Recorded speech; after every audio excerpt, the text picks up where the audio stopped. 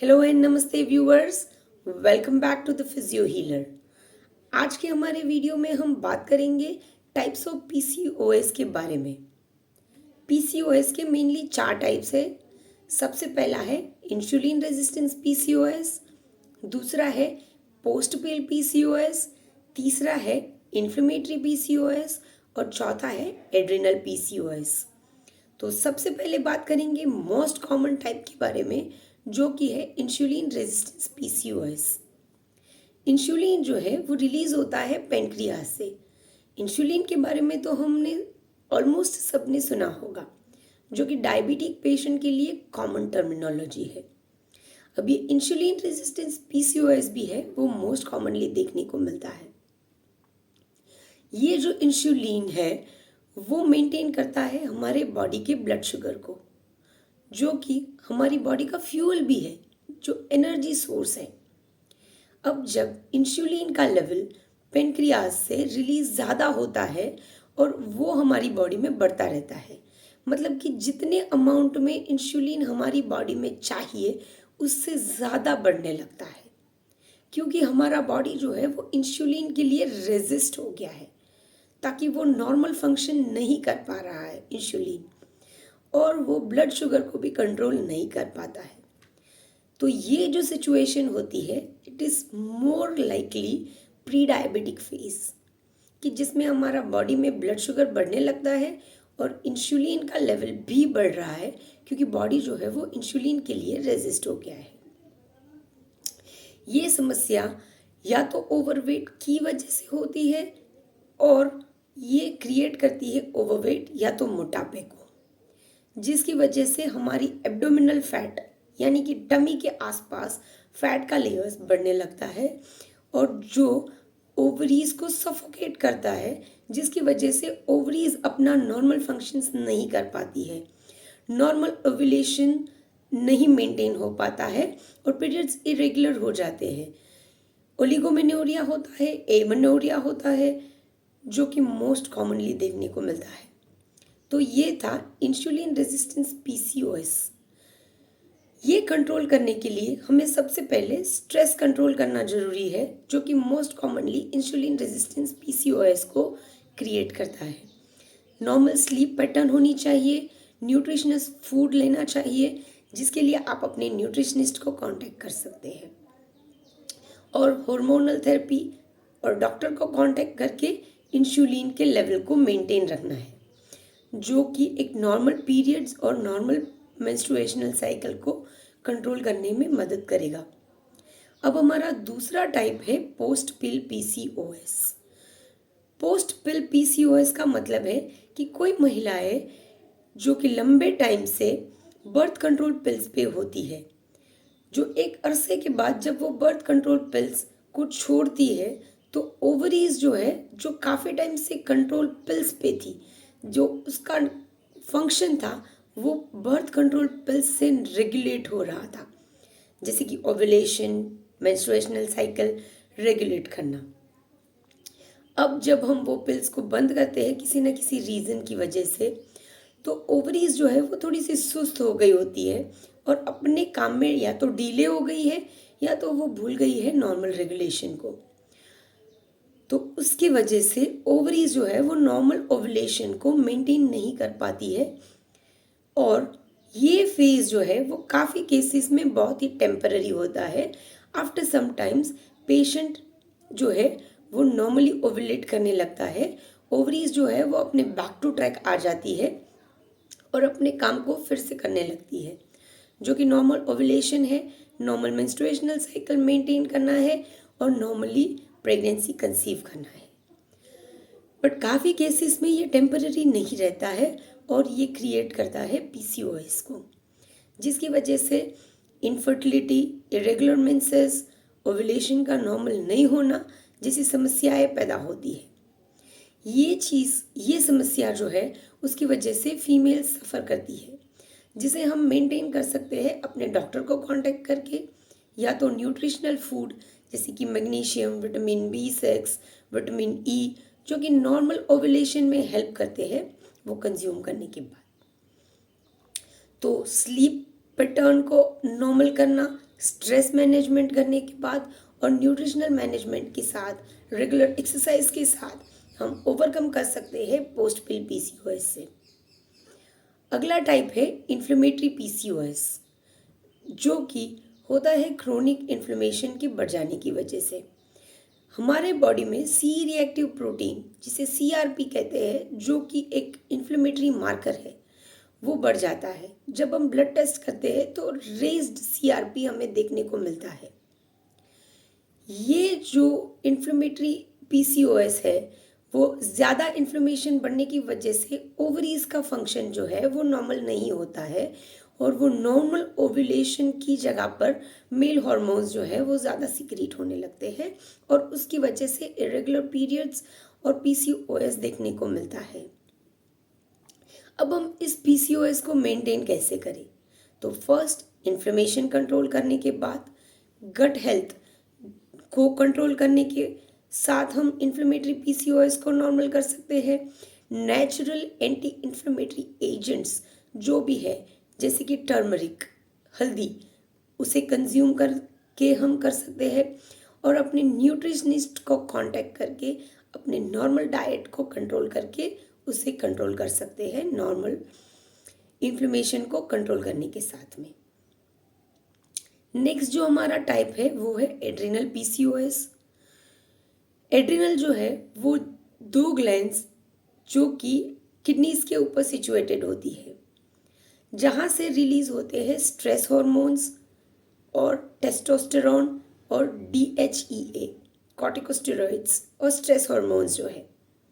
अब जब ये एड्रिनल ग्लैंड में कोई भी डिसफंक्शन होता है तो वहाँ से जितने अमाउंट में नॉर्मल मेल हार्मोन्स जो रिलीज होने चाहिए उससे ज़्यादा अमाउंट में रिलीज होने लगते हैं, जिसकी वजह से male pattern, again excess hair growth, hair loss, eczema, skin disease के प्रॉब्लम्स, एक्नी सारे देखने को मिलते हैं। तो एड्रिनल फंक्शन नॉर्मल होने के बाद ये पीसीओएस को भी हम कंट्रोल कर सकते हैं। तो ये थे 4 टाइप्स ऑफ पीसीओएस जो कि कॉमनली देखने को मिलते हैं, और उनमें सब में कॉमन है कि फीमेल हार्मोन्स जो है वो डिस्टर्ब हो जाते हैं और मेल हार्मोन्स की मात्राएं जो है वो महिलाओं में बढ़ जाती है, कहीं ना कहीं रीज़न की वजह से। और सबसे कॉमन टाइप है इंसुलिन रेजिस्टेंस पीसीओएस। तो शुगर को कंट्रोल करना, वेट कंट्रोल करना बहुत ही इम्पॉर्टेंट फैक्टर है। आजकल की हमारी लाइफ में हम देखते हैं कि महिलाएं जो है वो कहीं ना कहीं एग्जीक्यूटिव है, मैनेजर है, कोई फील्ड को मैनेज कर रही है, एक बिजनेस को अच्छे से चला रही है, कहीं पे टीचर है, डॉक्टर है, मतलब कि ऑलमोस्ट सारी जगहों पे वो मेल के साथ कंपेटेबल है और कंधे से कंधा मिलाकर काम कर रही है, equal amount of money earn कर रही है। बट इन सारी चीज़ों में हमारा जो ये पावर हाउस महिला है वो अपने हेल्थ के साथ कहीं ना कहीं कॉम्प्रोमाइज़ कर रही है, जैसे कि उनके फूड के साथ, स्लीप के साथ, क्योंकि उन्हें बहुत सारी चीज़ें और भी मेंटेन करनी है, जैसे कि अपनी फैमिली लाइफ। तो 12 से 14 साल की बच्चियाँ जो कि स्टूडेंट्स हैं, उनसे लेकर 30 टू 40 ईयर्स की महिलाएं जो कि अपनी मिडिल एज में है, वो सारी महिलाएं कहीं ना कहीं स्ट्रेस में है, स्टडी की वजह से, जॉब के प्रेशर की वजह से, वर्क की वजह से, फैमिली और वर्क को मेंटेन करने की वजह से।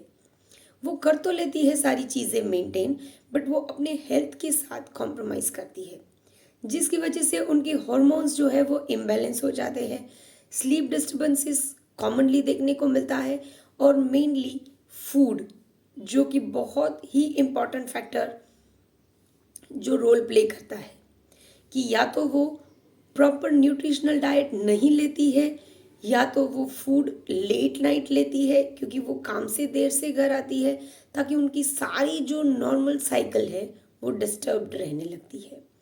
तो ये imbalance of hormone, max amount of stress, overweight, उन सारी चीज़ों की वजह से पीसीओएस जो है वो आजकल की जनरेशन में बहुत ही कॉमनली देखने को मिलता है। दूसरी चीज़ जो है वो फिट रहने की एक जो आजकल की जनरेशन में देखने को मिल रहा है। थिन होना, पतला होना, जिसकी वजह से वो या तो अपना फूड स्किप करती है। एनोरेक्सिया, बुलिमिया जैसे डिसऑर्डर्स से वो पीड़ा सफ़र करती है। तो इन चीज़ों की वजह से भी पीसीओएस जो है वो कॉमनली देखने को मिलता है। अगेन जेनेटिकल और हेरिडिटी की वजह से तो काफ़ी फीमेल्स में देखने को मिलता ही है कि जनरेशन टू जनरेशन वो हार्मोनल इम्बैलेंस की वजह से होता है। अब बात करते हैं कि इस पीसीओएस की वजह से ओवरवेट होता है या तो ओवरवेट की वजह से पीसीओएस और पीसीओडी होता है। तो इस साइकिल को ब्रेक कैसे करें? इस साइकिल में से बाहर निकलने की वेज क्या है? तो इस साइकिल को ब्रेक करने के लिए ओवरवेट और एब्डोमिनल फैट जो है उसे रिड्यूस करना है, जिसकी वजह से हमें शुगर स्किप करना है या तो कम करना है अपने डाइट में। न्यूट्रिशनल फूड लेना है और ऐसे फूड को प्रेफर करें जो ज़्यादा ओवरहीटेड नहीं हो, फ्रेशली कुक्ड हो और हमारे सराउंडिंग से अवेलेबल हो। मतलब कि नज़दीक के एनवायरनमेंट में उगने वाले फ्रूट्स है, वेजिटेबल्स है, वो ज़्यादा लें। अपने न्यूट्रिशनिस्ट को कांटेक्ट करें, डाइटिशियन से कांटेक्ट करें और एडवाइस लें कि कौन से टाइप्स के फूड जो है वो आपके लिए हेल्दी है और जो आपको बॉडी फैट रिड्यूस करने में भी हेल्प आउट करेंगे। ब्लाइंडली डाइट ना करें, जैसे कि बहुत ज़्यादा भूखा रहना, खाना स्किप करना, जिस चीज़ की वजह से स्ट्रेस का लेवल जो है वो हमारे बॉडी में अगेन बढ़ जाता है। रेगुलर एक्सरसाइज ज़रूरी है, but again I said regular exercise, नहीं कि हाई इंटेंसिटी एक्सरसाइज जो कि हम हमेशा अपनी डे टू डे लाइफ में मेंटेन नहीं कर पाए। तो ऐसी एक्सरसाइज प्रेफर करें जो हमारी बॉडी को कंट्रोल भी कर सके और जिसे हम रेगुलरली कर पाए।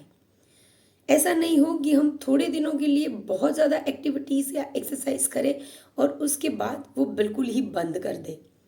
तो फिर से वो पीसीओएस और पीसीओडी के साइकिल से हम बाहर नहीं निकल पाएंगे। उसके बाद है जो कि स्लीप पैटर्न। हमारी स्लीप जो है वो नॉर्मल और साइलेंट स्लीप होनी चाहिए। स्ट्रेस के बढ़ते लेवल की वजह से आजकल की जनरेशन में स्लीप डिस्टर्बेंस भी बहुत ज़्यादा देखने को मिलता है। तो स्लीप कंट्रोल करना भी बहुत ज़्यादा ज़रूरी है। Normal sleep, stress free life को कंट्रोल करें और ट्राई करें कि हम मेडिटेशन, योगा, प्राणायाम, सूर्य नमस्कार जैसी हमारी एक्सरसाइज की पैटर्न्स जो है जो कि स्ट्रेस को भी कंट्रोल करती है और हमारी बॉडी फैट्स को भी रिड्यूस करने में हेल्प आउट करती है, तो उसे अडाप्ट करें। हेल्दी लाइफस्टाइल अडाप्ट करें और हमारे फूड को हेल्दीली कंज्यूम करें, हेल्दी फूड जो है उसे कंज्यूम करें। तो ये सारी चीज़ों की वजह से अगर हम कंट्रोल पा सकते हैं हमारी बॉडी के ऊपर, तो हम हमारे पीसीओएस के साइकिल में से भी बाहर निकल सकते हैं। पीसीओएस को कंट्रोल करना सिर्फ ये रीज़न नहीं होना चाहिए कि हमें इनफर्टिलिटी, काफ़ी महिलाएं जो है वो इनफर्टिलिटी का शिकार है या तो वो नॉर्मल प्रेगनेंसी नहीं कंज्यूम कर पाती है, बट नॉर्मल मेंस्ट्रुएशन नहीं होने की वजह से महिलाएं काफ़ी सारी चीज़ों में सफ़र करती है, जैसे कि हेडेक, फटीग जैसी समस्याएं उनमें देखने को मिलती है। जॉइंट पेन जो है, overweight, infertility, irregular periods, painful periods, inflammatory bubble syndromes जैसी चीज़ें हमें नॉर्मली देखने को मिलती है जो कि महिलाओं को सफ़र करने का रीज़न होती है। तो stop suffering from irregular menses, have regular periods and painless periods, जो कि महिलाओं के लिए, उसकी हेल्थ के लिए बहुत ही ज़रूरी है। तो ट्राई करें कि आप इस साइक्लिक प्रोसेस से बाहर निकलें और एक नॉर्मल मेंस्ट्रुएशन साइकिल में आए, जिसकी वजह से आप एक नॉर्मल हेल्दी लाइफ को अडॉप्ट कर पाए। तो आज के वीडियो में यहीं तक। आगे के वीडियो में हम इन डिटेल बात करेंगे महिलाओं की और भी समस्याओं के बारे में और उनमें से निकलने के वेज के बारे में। तो stay tune with us, do like, share and subscribe. If you have any question और क्वेरीज, प्लीज़ कमेंट सेक्शन में अपनी कमेंट्स छोड़ें, जो हम ट्राई करेंगे कि आपके साथ सेटिस्फाइंग आंसर के साथ आ सके। Thank you for watching. Stay tune with the physio he.